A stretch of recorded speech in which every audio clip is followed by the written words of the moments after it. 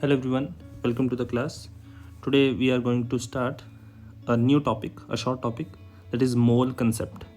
इसमें हम mole concept के बारे में कुछ उसका definition, उसके कुछ important relations और उसके regarding जो numericals जो हैं उसको हम discuss करेंगे.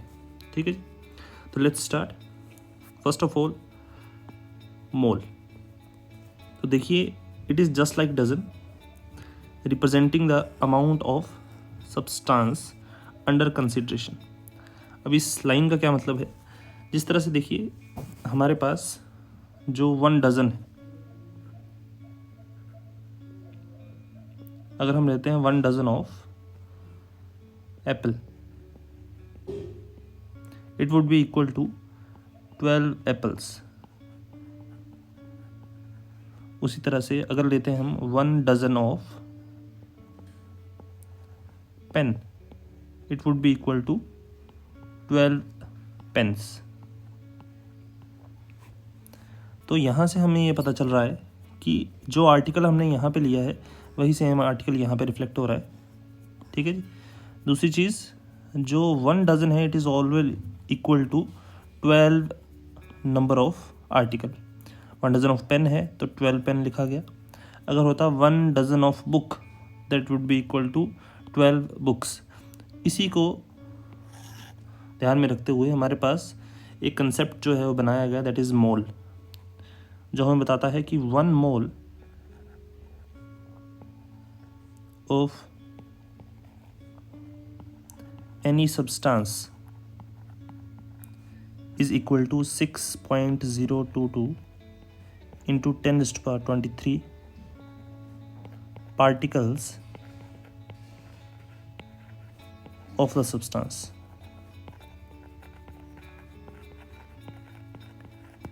ठीक है जी.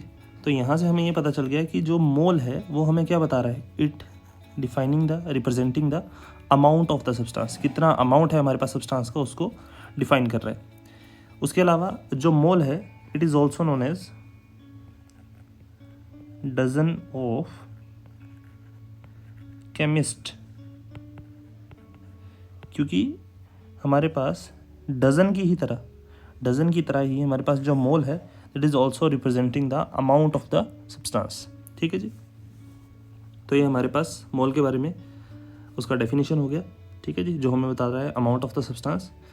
उसके अलावा हमने ये देख लिया कि ये डज़न से कैसे रिलेट कर रहा है. अभी इसके कुछ रिलेशंस हैं वो मैं आपको बता देता हूँ. तो सबसे पहले एक तो मैंने आपको बता ही दिया, जो 1 मोल है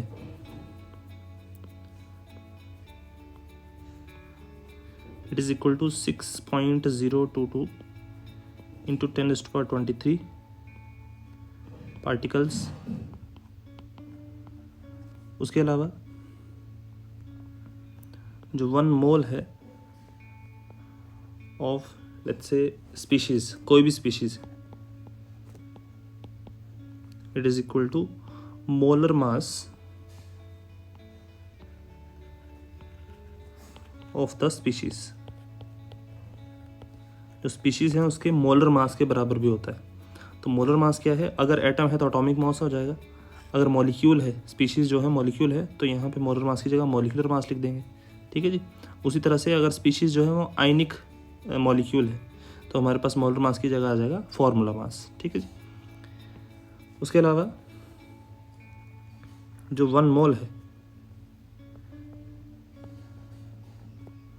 of any gas, 1 mole of any gas at STP बोले तो standard temperature pressure. Standard temperature pressure is 25 degree Celsius temperature, या इसको हम केल्विन में अगर लिखेंगे तो 298 केल्विन भी लिख सकते हैं. और प्रेशर आ जाएगा 1 एटमॉस्फेरिक प्रेशर. तो जिस टाइम टेम्परेचर जो है 25 डिग्री सेल्सियस है और 1 एटमॉस्फेरिक प्रेशर है, उस टाइम पे किसी भी गैस का 1 मोल जो है that would be equal to 22.4 litre of volume. ठीक है जी. तो बोलने का मतलब है कि हमारे पास कोई भी गैस एट एसटीपी, उसका अगर 1 मोल लेंगे तो उसका वॉल्यूम कितना रहेगा? 22.4 लीटर. ठीक है जी. उसके अलावा लास्ट फार्मूला है जो मोस्टली आपका यूज़ होगा अगर हमें बोला है मोल निकालने के लिए, मोल ऑफ सब्सटेंस।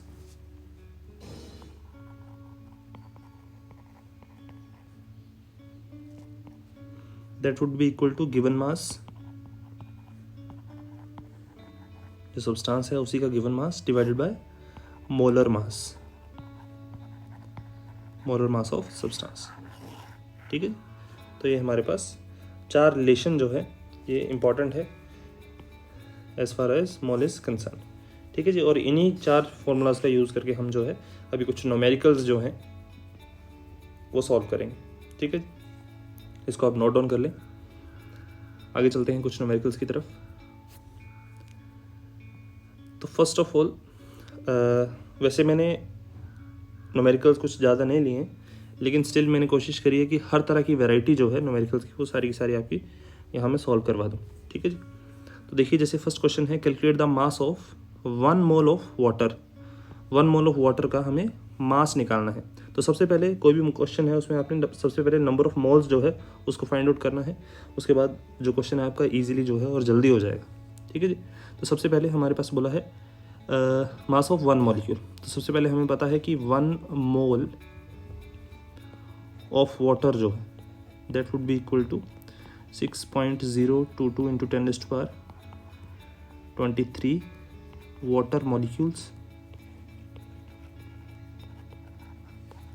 ठीक है जी, उसके अलावा जो 1 मोल है वाटर का, अभी क्योंकि वाटर जो है एक मॉलिक्यूल है तो वाटर के molar mass that is molecular mass के बराबर होगा। वाटर का मॉलिक्यूलर मास यहाँ साइड में निकाल लेते हैं, H2 है। हाइड्रोजन का मास है 1, हाइड्रोजन 2 लग रखे हैं, 2 से मल्टीप्लाई करेंगे, प्लस ऑक्सीजन का मास है 16, तो आ जाएगा 18। ठीक है जी, तो 18 ग्राम आ गया हमारे पास वाटर का मास, मोलर मास। तो 1 mole of water is equal to 18 gram. ठीक है जी, अभी इस तरफ के ये और ये दोनों इक्वल हैं, तो ये दोनों साइड जो हैं वो भी इक्वल हो जाएंगी। तो हम लिख सकते हैं कि 6.022 into 10⁻23 water molecules is equal to 18 gram. अब बोला है calculate the mass of 1 molecule, एक वाटर मॉलिक्यूल का मास निकालना है। अभी इतने वाटर मॉलिक्यूल्स का मास है 18, तो 1 का कितना हो जाएगा,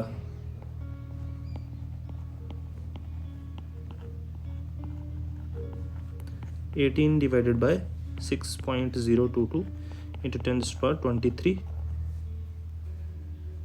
ग्राम, तो ये आ जाएगा 6 3 18 which is nearly equal to 3 into 10⁻23 gram. ठीक है जी, तो ये हमारे पास आ गया मास ऑफ 1 वाटर मॉलिक्यूल। ठीक है जी, होपफुली आपको क्लियर हुआ होगा ये। आगे चलते हैं। नेक्स्ट है हमारे पास calculate the number of molecules in a drop of water weighing 0.05 gram. यहाँ पे बोला है कि हमारे पास एक वाटर की ड्रॉप है जिसका वेट है 0.05 ग्राम, तो हमें नंबर ऑफ मॉलिक्यूल्स निकालने हैं उस वाटर ड्रॉप में। ठीक है जी, देखिए यहाँ पे गिवन मास है 0.05, तो यहाँ पे हम सबसे पहले क्या है मोल्स निकाल लेंगे। मोल्स किसके बराबर आ जाएंगे, given mass that is 0.05 divided by molar mass of water which is 18। ठीक है जी, ये आ गया हमारे पास नंबर ऑफ मोल्स। इसको मैं सॉल्व नहीं कर रहा हूँ आगे। ठीक है, फर्दर कैलकुलेशन जो है इजी हो जाएगी अगर मैं इसको ऐसे रखूँगा। ठीक है जी, तो ये आ गया हमारे पास नंबर ऑफ मोल्स। अब हमें निकालना है नंबर ऑफ मॉलिक्यूल्स निकालने हैं। हमें पता है 1 मोल में ऑफ वाटर में कितने मॉलिक्यूल्स होंगे, 6.022 इंटू 10⁻23 वाटर मॉलिक्यूल्स। ठीक है जी, तो 0.05 डिवाइडेड बाय 18 मोल में कितने मॉलिक्यूल्स होंगे, कुछ नहीं, इसको उठा के यहाँ भी मल्टीप्लाई कर दो, तो 0.05 divided by 18 times 6.022 into 10⁻23, this is again approximately 3 आ जाएगा। तो ये हमारे पास अगर सॉल्व करेंगे इसको आ जाएगा 1.67 इंटू 10⁻21। ठीक है जी, तो यहाँ पे हमारे पास जो नंबर ऑफ मॉलिक्यूल्स हैं वो आ गए हैं 1.67 इंटू 10⁻21 वाटर मॉलिक्यूल्स। और ये नंबर ऑफ वाटर मॉलिक्यूल्स किस में आए हैं? 0.05 ग्राम में। ठीक है जी। क्या किया हमने? सबसे पहले जो वेट दिया था उसका यूज़ करके हमने नंबर ऑफ मोल्स निकाले, which is given mass divided by molar mass, 0.05 divided by 18। उसके बाद हमने 1 मोल में देखा वाटर में कितने मॉलिक्यूल हैं, 6.02 वाटर मॉलिक्यूल्स 1 मोल के लिए निकल गए। तो जो हमारे पास नंबर ऑफ मोल्स हैं इस वेट के कॉरस्पॉन्डिंग जो नंबर ऑफ मोल्स हैं उसके लिए हमने वाटर मॉलिक्यूल निकाल लिए। ये यहाँ पे मल्टीप्लाई हुआ इस तरफ, तो इस तरफ भी मल्टीप्लाई होगा, साथ में 6.02 × 10⁻23 हमारे पास आ जाएगा नंबर ऑफ वाटर मॉलिक्यूल्स। ठीक है जी। आगे चलते हैं। नेक्स्ट है हमारे पास calculate the mass of 2.5 gram atoms. ठीक है जी। यहाँ पे ग्राम एटम्स दे रखे हैं। तो देखिए जो हमारे पास 1 ग्राम एटम है,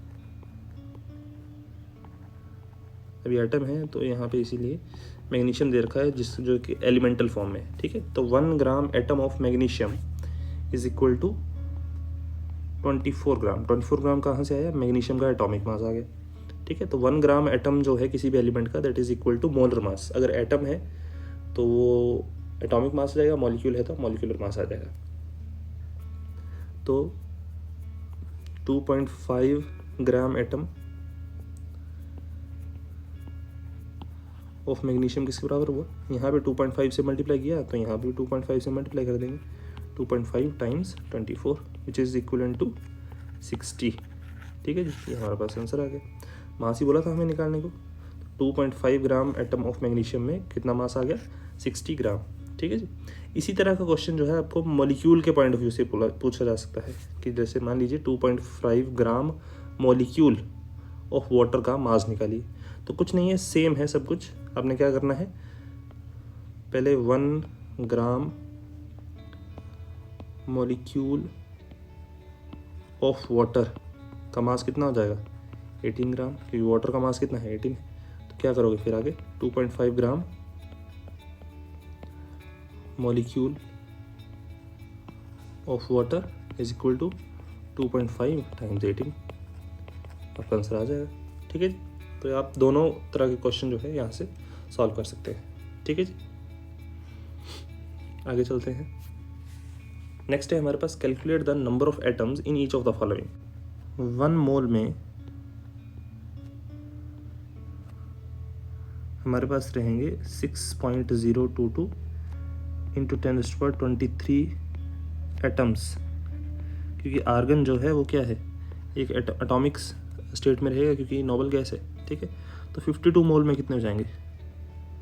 52 mole is equal to 52 times 6.022 into 10⁻23 atoms.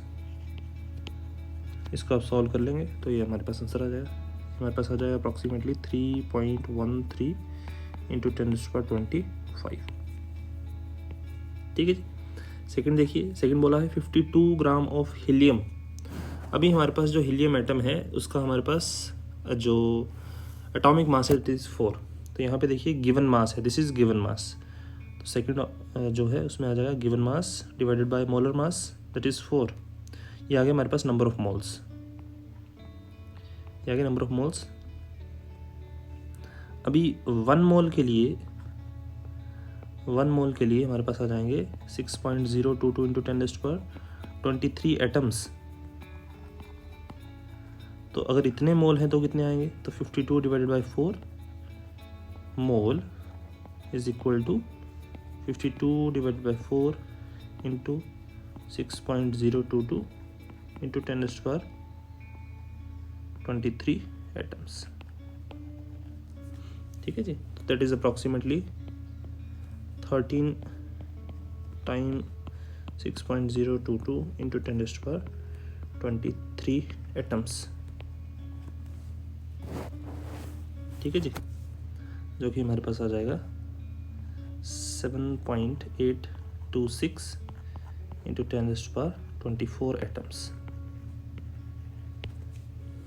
ठीक है जी। होपफुली आपको क्लियर हुआ होगा यहाँ पे कुछ नहीं किया है, हमने नंबर ऑफ मोल्स निकाले हैं सबसे पहले, क्योंकि मास दे रखा था, गिवन मास था, नंबर ऑफ मोल्स निकाले, उसी को हमने जो है मल्टीप्लाई कर दिया 6.022 × 10⁻23 से, ठीक है, और हमारे पास आंसर आ गया। इसको नोट डाउन कर लें आप। नेक्स्ट है हमारे पास थर्ड में देखिए क्या है, 52 यूनिट ऑफ हीलियम। अब यहाँ पे ये 52 यूनिट है, this is mass, this is nothing but mass. अभी हमें पता है कि एक एटम जो है, 1 एटम ऑफ हीलियम, उसका मास कितना होगा, 4 यूनिट। तो 4 यूनिट हम बोल सकते हैं कंटेन्स 1 एटम। तो 52 यूनिट कितने होंगे, 52 यूनिट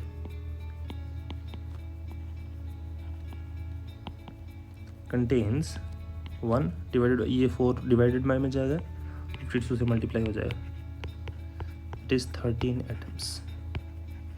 ठीक है जी। जब आपको यूनिट दे रखा है तो आपने ऐसे क्वेश्चन सॉल्व करना है।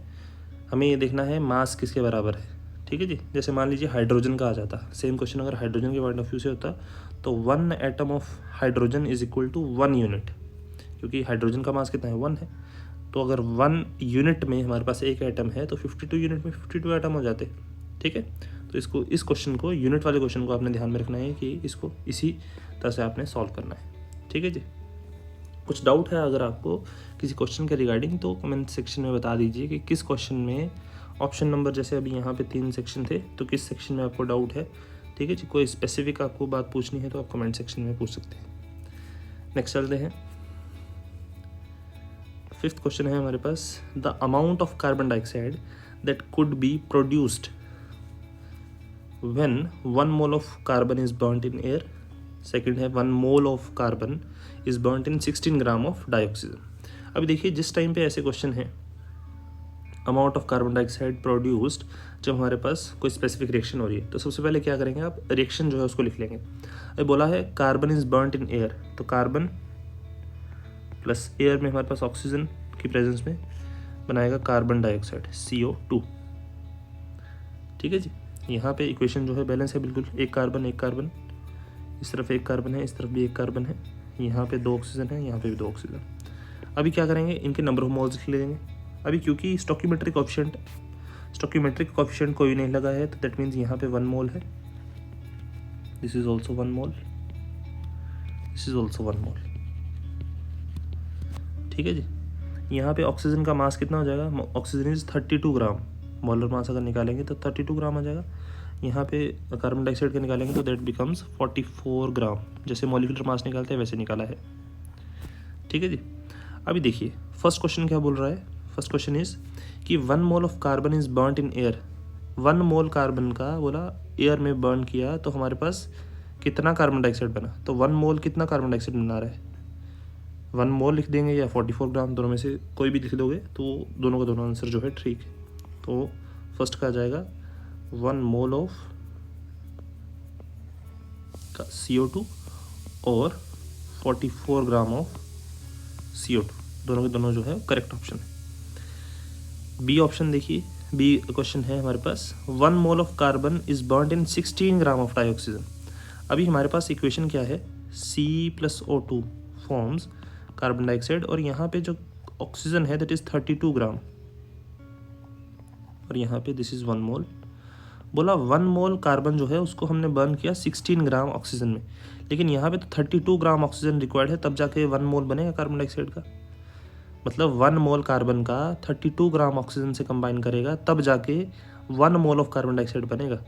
इसका मतलब कि ऑक्सीजन जो है वो कम दी है हमें 16 ग्राम, तो इसको जब हम 2 से डिवाइड करेंगे तो 16 हो जाएगा, ठीक है जी। 2 से डिवाइड करेंगे 16 हो जाएगा। दैट मीन्स हमारे पास कार्बन डाइऑक्साइड कितना बनेगा, अगर जब 32 ग्राम था ऑक्सीजन, जब यहाँ पे ऑक्सीजन जो है 32 ग्राम था, तो हमारे पास कार्बन डाइऑक्साइड कितना बना, 44 ग्राम। ये कहाँ से लिखा मैंने, यहाँ से, ये इक्वेशन हमने देखी ना। तो 32 ग्राम जब ऑक्सीजन था तब हमारे पास 44 ग्राम कार्बन डाइऑक्साइड बना, लेकिन इसको हमें दिया है 16 ग्राम, तो इसको 2 से डिवाइड कर रहा हूँ, तो 2 से डिवाइड करने पे हमारे पास ऑक्सीजन आ गया 16 ग्राम, तो यहाँ पे भी 2 से डिवाइड करना है, क्योंकि क्या हुआ, यहाँ पे हाफ कर दी ना ऑक्सीजन, तो यहाँ पे भी हाफ ही बनेगी, तो यहाँ पे हमारे पास कार्बन डाइऑक्साइड आ जाएगा 22 ग्राम। ठीक है जी, तो यहाँ पे हमारे पास जो करेक्ट आंसर है that is 22 gram of carbon dioxide is formed. ठीक है जी, अगर इसको मोल में लिखना है तो वो भी लिख सकते हैं, हाफ 0.5 मोल आएगा, क्योंकि 1 था ना, 1 मोल, तो हाफ करोगे 1/2 हो जाएगा, तो 1/2 इज़ 0.5, तो 0.5 मोल ऑफ कार्बन डाइऑक्साइड फॉर्म, या अगर आपको वेट लिखना है तो 22 gram of carbon dioxide is formed. ठीक है जी, तो ये हमारे पास कुछ क्वेश्चन थे मोल कंसेप्ट के रिगार्डिंग। ठीक है जी, अगर आपको कुछ डाउट है तो आप कमेंट सेक्शन में पूछ सकते हैं।